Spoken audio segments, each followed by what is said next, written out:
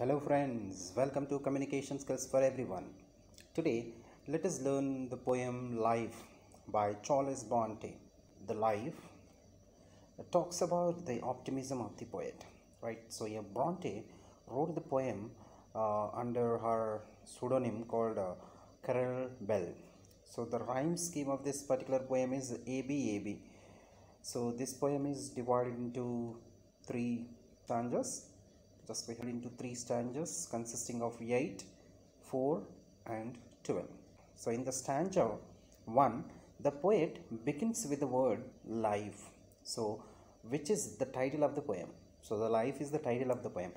It emphasizes the fact that the poem is all about life. So this talks about the life, and the poet believes that the life is not a dream so dark as sages say. Right? Generally, it's a proverb. Life is not a bright one. So the life is not as bad. Most of the people believe and say. So people may say that it's not a bed of roses. Often a little morning rain foretells a pleasant day. So the term morning rain is a metaphor, right? So here morning rain metaphor. So here it signifies sorrow and despair. So both are welcomeable, right? Both are invitable. So this line means despair is often a way to joy and happiness like morning rain, which leads to a pleasant day, right? That's what it says, pleasant day, which leads to a pleasant day. Sometimes there are clouds of gloom, but these are transient all. So it means there are sorrows and griefs in the life of every human being, but they are not permanent. So they are not permanent. They are not permanent. It's here we can say it's temporary. Rather, they are temporary and short-lived for some time. So in the final line, let us look at that first stanza of the final line. So here the poet highlights, like, if the shower will make the roses bloom, oh why lament its fall. So it's meaning, right? If rain can make the rose bloom, right? Rose can bloom, then why should we mourn it, right? Why should we worry about it? In other words, we can simply say sorrow, right? Your sorrows leads to happiness and should not be lamented.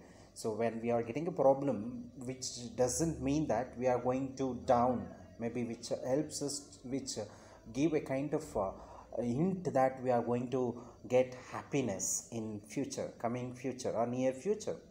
So let us look at the stanza 2. So here it has only 4 lines. So the poet talks about here life's sunny hours flit by. So here it says very fast.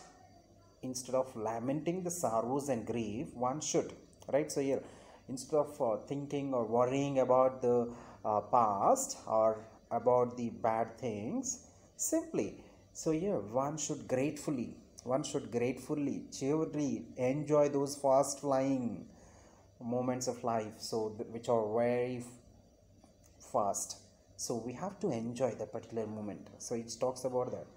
When we move to the third stanza, so here the poet talks, or otherwise he discusses a rhetoric way, says that death may take away your life during our best time. So this is a very important one, right? So the life, when we are dull, when we are in a fullest moment of a life, when we are enjoying the life the most, at that time, right, the most enjoyable time, what happens? Maybe death may take away our life. That's what here.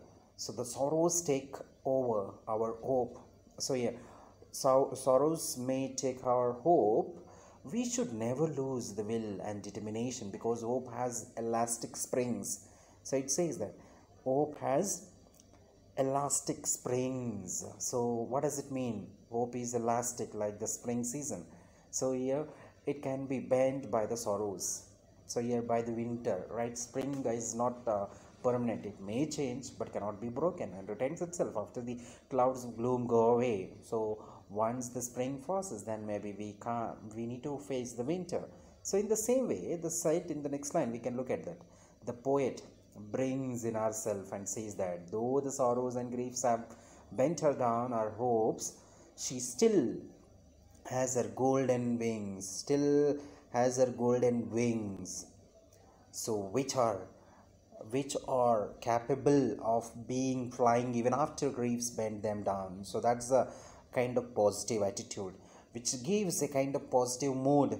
She can bear all the hurdles of life as she is manful. So here manful is strong.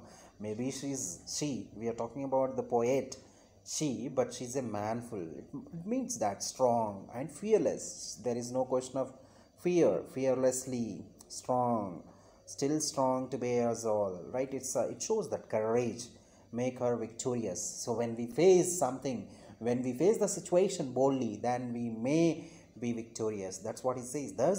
So here the poem concludes a strong will, right? It says that strong will, and everyone must have strong will, hope and determination, right? Will, hope and determination. This may will ultimately come to her, right? The good will ultimately come to her.